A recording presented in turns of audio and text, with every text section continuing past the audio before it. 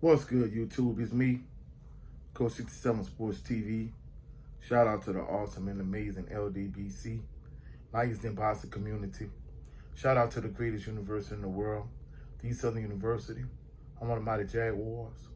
Before I get into the video, I would like to say rest in peace to former Southern University player, but most importantly, Southern University professor, mentor, husband, father, friend to so many of us that passed through Southern University, Seymour Jim in particular, Lewis Hightower. He was a professor at Southern University for many years. He was head of the Southern University Health and Physical Education Department and Therapeutic Recreation Department. Keep his family, his friends, his loved ones in your prayers. So condolences go out to his family, his friends, his loved ones. And rest in peace, Coach Hightower. You know, he was a mentor, a friend, a great man, and he'll be missed.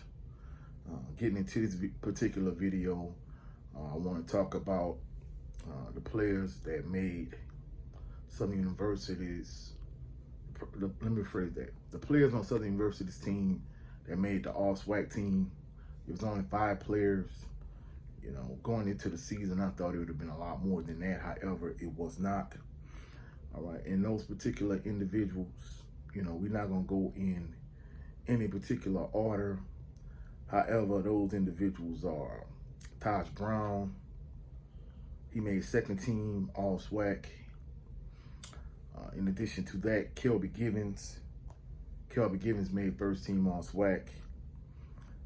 Long snapper Braxton Blackwell, he made first team All SWAC. Kicker Joshua Griffin, he made first team All SWAC.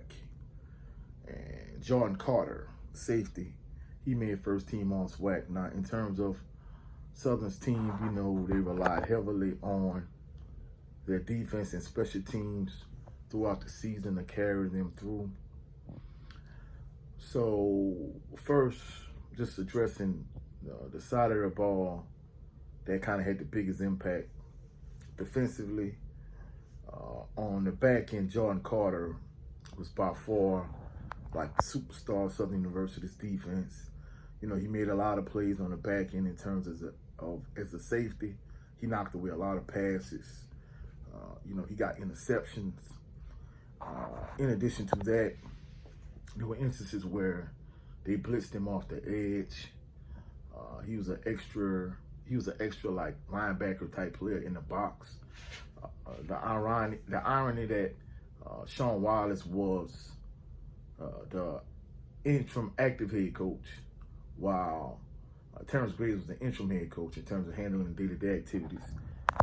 Jordan Carter reminded me so much of Sean Wallace, the way he played.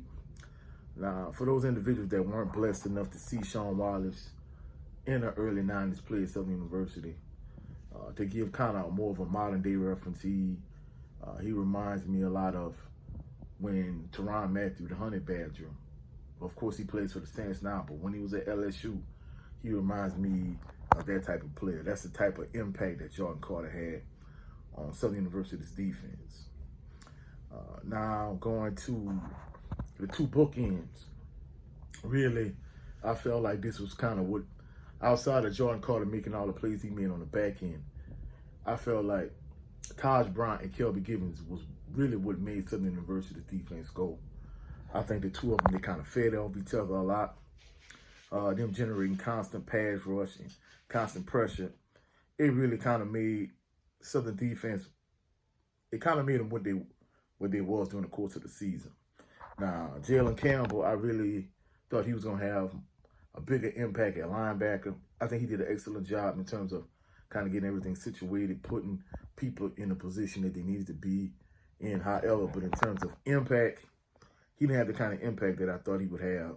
And he just wasn't really impactful this season on the defensive end. However, you know, Kelby Givens and Taj Brown, they really kind of was what made Southern defense go in terms of on the front end. Now, Kelby Givens made first team All SWAC, and Taj Brown made second team All SWAC. You know, honestly, for my personal opinion, I kind of felt like Kelvin Givens was a better pass rusher. However, I felt Taj Brown was more of a disruptive force. And, in the Alcorn State game, at the start of the second half, he really turned up, for like a series, and he really was able to generate pressure. However, just throughout the duration of the game, it's like without Taj Brown, he didn't have the same type of impact that he had during the course of the season. And even like, normal Southern University games, it seemed like when Taj Brown went out the game, he didn't have as big an impact. Whereas when Kelvin Givens left the game, it seems as if there was no real drop-off when it came to Taj Brown. But the thing about it is, Kelvin Givens played so many more plays during the course of the season than Taj Brown that, I guess he would get the nod over him just in that regard in terms of, him being a lot more durable, him playing a lot more plays, and him just being, I guess, there more often and more consistent. Whereas Taj, he was constantly nicked up, especially during the final stretch of the season where it seems as if long stretches of the time Southern University defense was living on the field. It seems as if once the defense started to break down, he was the one that really got hurt the most. And I think maybe that, affected him in terms of, not making first team All SWAC. But like I say, the two of them, they kind of fed off each other. At certain points, it seems as if they were like, I don't know, like Dwight Freeney and Terrence Mathis in terms of, hey, hey, beat me to the ball or beat me to the ball. So many instances, one to beat the other, there was two a sack, so on and so forth. So those two individuals, they really kind of made Southern University's defense go in terms of long snapper Braxton Blackwell. He really didn't get the kind of credit he deserved. And kicker Luke Jackson, I'm sorry, not Luke Jackson. Joshua Griffin. I guess Luke Jackson, he did well where he was. So he transferred. So Joshua Griffin, I think the thing that really kind of put him over the top was the 54-yard field goal against Texas Southern. That really kind of, that 54-yard field goal, I think that really kind of solidified him being first team All SWAC, because that was a huge kick. Had he not made that kick, Southern University would have lost to Texas Southern.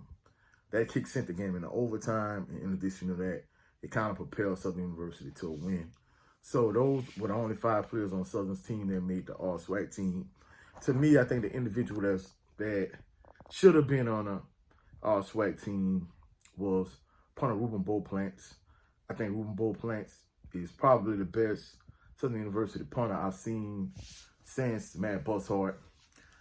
He constantly was able to pin up opposing teams' offense inside the 5, whether it was against Prairie View. But the problem with that was Prairie View ended up going on like a 96, 97-yard drive for a touchdown. He did it in the Bayou Classic against Grambling. And again, Grambling's the offense went 97 yards, scored a touchdown. But during the course of the season, he was able to constantly flip field position for Southern. Southern offense might be struggling, which they did most of the season, really not getting anything going. Ruben Beauplants would come out on the field. He would punt the ball, and basically he would flip field position. Or he would punt the ball and he would pin the opposing team inside their, 10, 5, whatever the case may be. So I think he was the one guy, the one snub on Southern's team that I really felt like didn't get a fair shake. In addition to that, in terms of a player, had he played at a different time, I think August Petrie III, I think had he played with a quarterback like maybe Eric Randall, maybe Quincy Richard, Trey Joseph, Austin Howard, Brian Lee, Sam George, whoever, I think he would have been an All SWAC type performer. I think he was real impactful when he was able to get the ball, but too often he wasn't able to get the ball in position to be successful and do anything with it. And we could say the same thing for Jalen Howard, Chandler Whitfield, Cassius Allen. So, but I think August Petrie III, just the way he performed in the Bayou Classic, it's kind of a shame that he didn't have a quarterback that could get him the ball on a consistent basis. But that's it for this video. If you saw any value in this video, like the video, share the video, comment in the comment section, subscribe to the channel. Also click the notification bell so you can be alerted anytime I'm posting new videos. Once again, keep Coach Hightower's family in your thoughts and prayers. Condolences go out to his family. In my next video, I'll talk about Southern University players that's entering the transfer portal and how Southern University needs to make a quick decision on in terms of who's going to be the next head coach. But that's it for this video. Y'all have a blessed, phenomenal evening. Catch y'all on the rebound. Peace and blessings.